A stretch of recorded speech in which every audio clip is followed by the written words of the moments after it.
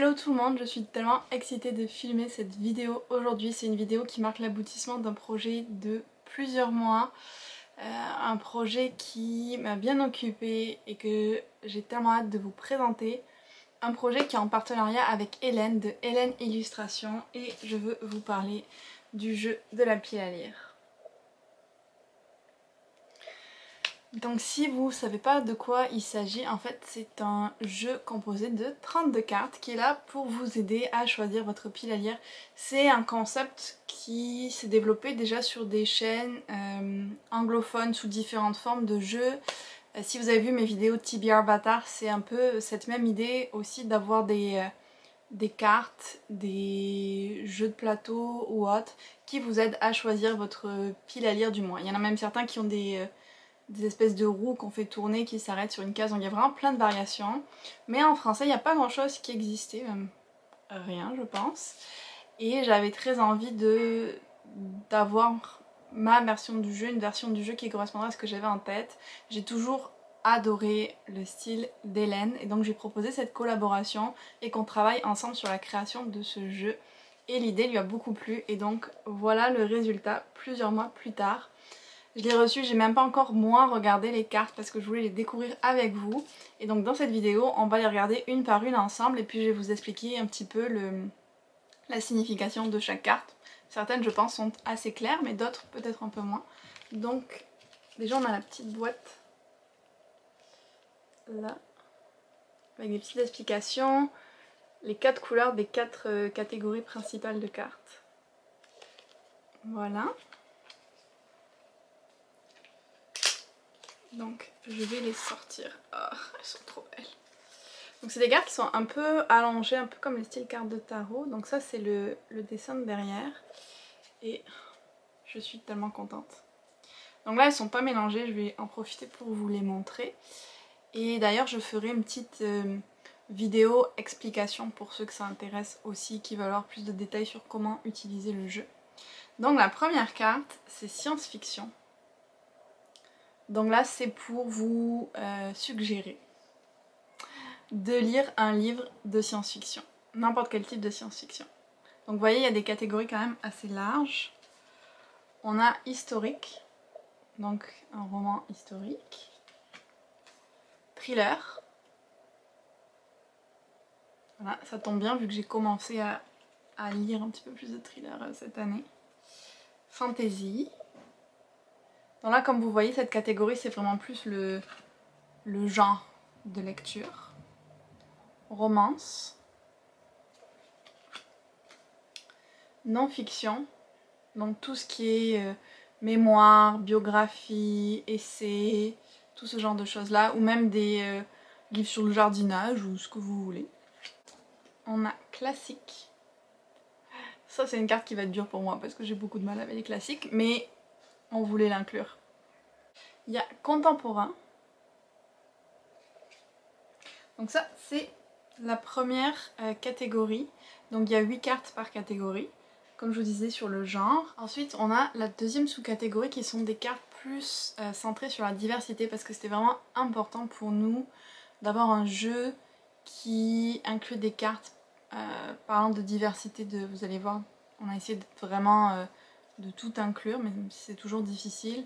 C'était important pour nous à la fois pour encourager les gens à diversifier leur lecture et puis aussi, comme je vous disais, pour moi c'est quelque chose de très important, donc je voyais pas faire un jeu où il n'y avait pas ça et Hélène était vraiment d'accord avec ça aussi, donc ça c'était très cool. Donc la première carte c'est diversité corporelle. Donc ça c'est vraiment pour sortir de la norme physique des personnages, donc on pense notamment aux personnages principaux gros qu'on peut voir de plus en plus dans les livres, mais pas que. Et donc je trouve que la carte représente vraiment bien ce qu'on a voulu dire par ça. On a ensuite la carte handicap, visible ou invisible.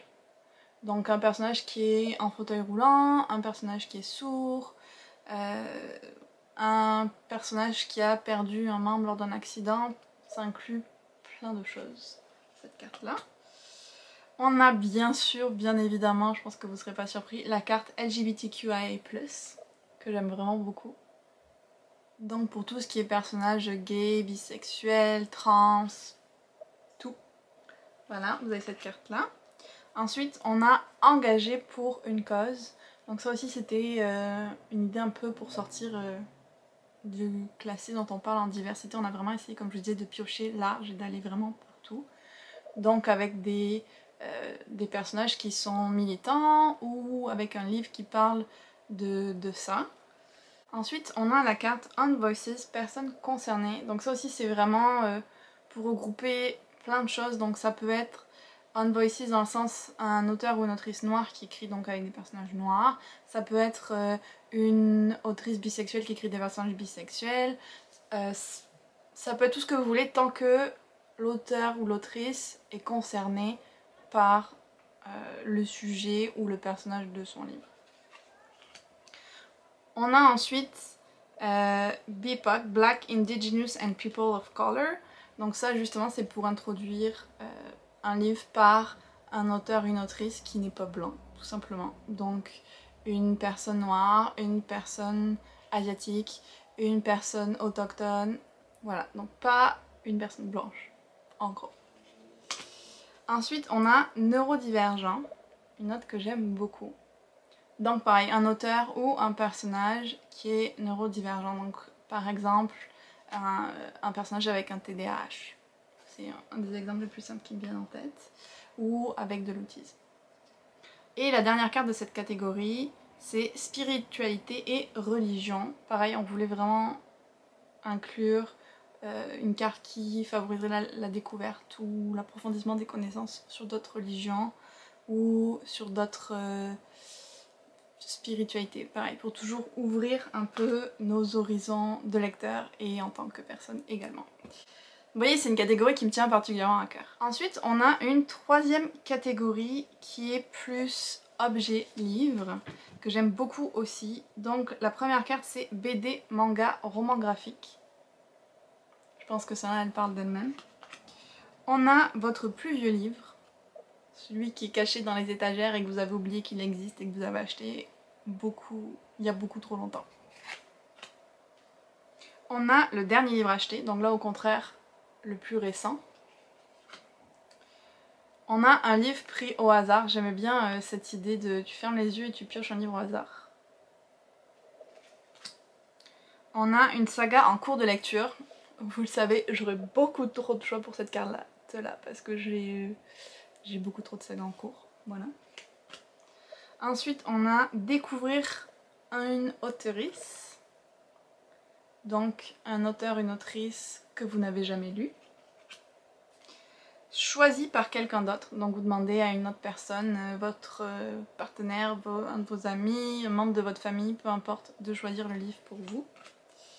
Et one shot. Donc, à l'inverse des sagas, un livre standalone où il n'y en a qu'un seul qui n'est pas une série. Et enfin, on a la dernière catégorie qui est plus sur le contenu du livre, que j'aime beaucoup. Je vous dis ça à chaque fois, mais je les aime toutes. Donc on a la carte monarchie. Donc voilà, un livre avec roi, reine, prince, princesse. Alors, je pense notamment en fantasy, il y en a pas mal avec ça, mais ça peut aussi être de l'historique. Ou même de l'uchronie, bref, on a beaucoup de choix. Il y a de lire un livre avec un animal comme personnage central. Donc là pareil, il y a quand même pas mal de choix. Un livre qui va vous faire pleurer. Je l'aime beaucoup. J'aime beaucoup ça.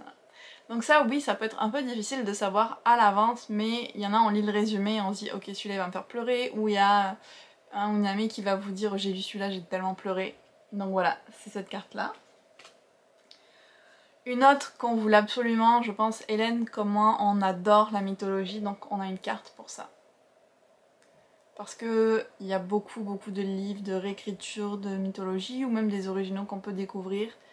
Et on voulait vraiment que ça y soit parce que c'est quelque chose qu'on aime beaucoup toutes les deux. Une carte avec une compétition. Donc ça peut être toute forme de compétition sportive ou autre, ou magique. Parce que c'est aussi quelque chose qu'on retrouve souvent. Un livre avec un personnage de guerrière. Pareil, je pense qu'il y a pas mal de choix dans ce genre de livre-là. Un livre avec un groupe ou une équipe, donc plusieurs personnages qui travaillent ensemble. Je vous donne un exemple au hasard, Six of Crows. Et un livre avec une réécriture. Donc ça peut être une réécriture de contes de fées, ça peut être une réécriture mythologique, ça peut être une réécriture de classique. Pareil, vous avez beaucoup de choix avec cette carte là. Et enfin, dans le paquet, il y a une petite carte explicative aussi avec les différentes catégories. Et il y a un code QR parce qu'on est extrêmement moderne, n'est-ce pas? Où vous pourrez consulter en fait sur le site d'Hélène, on a fait des pages exprès pour que vous puissiez voir les vidéos sur les règles du jeu, les règles. Après vous ferez bien comme vous voulez, mais disons comment on l'a visualisé, mais aussi plein de suggestions lecture pour chaque carte. Donc voilà pour la petite présentation du jeu. Comme je vous dis, je suis tellement contente d'avoir les cartes dans mes mains, de pouvoir vous les montrer parce que c'était super intéressant de travailler sur ce projet, mais c'est tellement génial aussi de le voir se concrétiser. Les cartes devraient être en vente mercredi 15 septembre. Donc normalement le jour où sort cette vidéo si tout se passe bien. Je dis ça parce que des fois il y a des changements de planning, mais normalement c'est ça. Je mettrai bien sûr le lien dans la barre d'infos pour vous procurer le jeu. J'aimerais beaucoup savoir ce que vous pensez de cette idée, si ça vous plaît, quelles sont vos cartes préférées, tout, mettez-moi tout dans les commentaires. N'hésitez pas à liker la vidéo et à vous abonner aussi si c'est pas le cas. Et puis on se retrouve très bientôt dans une autre vidéo et attendez-vous à revoir les cartes dans ma prochaine vidéo pile à lire.